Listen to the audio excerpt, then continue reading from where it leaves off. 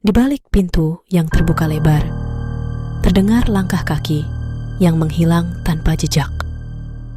Aku tidak pernah berpikir akan menemukan diriku di tengah-tengah cerita seperti ini. Nama dan detail lainnya mungkin tidak terlalu penting, tapi aku ingin kalian tahu, ini adalah pengalamanku sendiri, dan aku masih merasakan ketakutan yang sama seperti ketika itu terjadi. Semua dimulai ketika aku memutuskan untuk pindah ke apartemen kecil di Santorini, Yunani. Aku baru saja memulai pekerjaan baru yang menuntutku untuk tinggal di pulau ini. Aku tertarik dengan keindahan arsitektur putih biru yang khas dan pemandangan matahari terbenam yang menakjubkan. Tempat itu seakan-akan surga di bumi. Apartemen yang kupilih berlokasi di tebing dengan pemandangan laut yang menakjubkan. Aku tidak bisa percaya betapa beruntungnya aku. Hari pertama di apartemen itu cukup biasa. Aku menghabiskan sebagian besar waktuku menata barang-barang dan menikmati pemandangan dari balkon. Malam itu, saat aku bersiap untuk tidur, aku mendengar suara langkah kaki di luar pintu. Aku berpikir mungkin itu tetangga, jadi aku tidak terlalu memikirkannya. Namun saat aku berjalan menuju kamar mandi, suara itu semakin dekat. Tetapi ketika aku membuka pintu, tidak ada siapa-siapa di sana.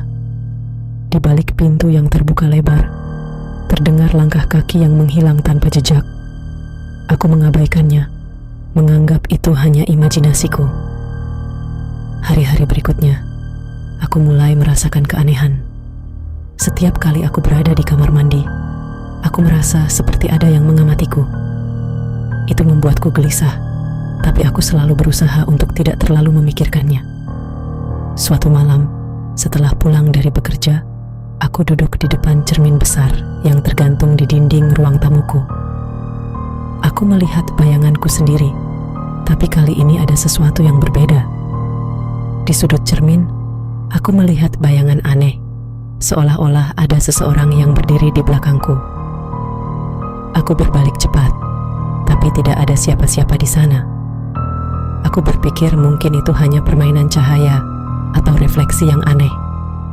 Namun, semakin hari bayangan itu semakin jelas. Wajah yang pucat dan mata yang menatap tajam ke arahku. Aku mulai merasa takut untuk melihat cermin itu. Tapi, entah kenapa aku selalu tergerak untuk menatapnya. Aku mulai merasa tidak nyaman di apartemen itu. Seolah-olah ada energi negatif yang mengelilingiku. Suatu malam, saat aku hampir tertidur, aku mendengar suara langkah kaki lagi.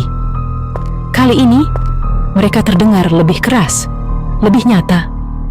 Aku merasa keringat dingin mengalir di punggungku. Aku duduk di tempat tidur, mendengarkan dengan seksama. Suara itu berhenti tepat di depan pintuku. Aku mengumpulkan keberanian untuk bangun dan membuka pintu. Tapi seperti sebelumnya, tidak ada siapa-siapa. Aku mulai curiga ada sesuatu yang tidak beres dengan cermin di ruang tamu. Aku memutuskan untuk menutupinya dengan kain, berharap itu akan menghentikan bayangan aneh itu. Tapi sepertinya hal itu tidak banyak membantu. Bayangan itu mulai muncul di cermin-cermin lainnya di apartemen, bahkan di cermin kamar mandi.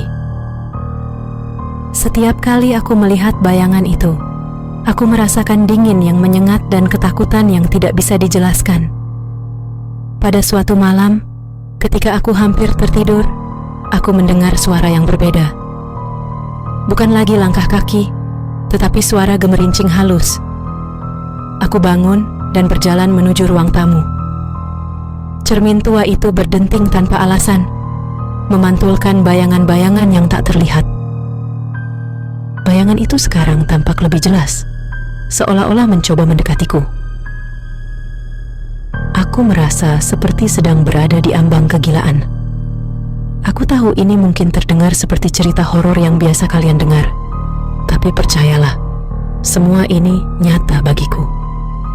Aku tidak tahu apa yang harus aku lakukan, tapi aku merasa harus segera meninggalkan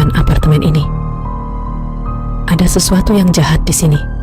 Sesuatu yang ingin mengambil alih tubuhku. Jika kalian mendengar langkah kaki yang menghilang tanpa jejak atau melihat bayangan yang aneh di cermin, berhati-hatilah. Mungkin saja itu adalah entitas yang sama yang mencoba menghantuiku.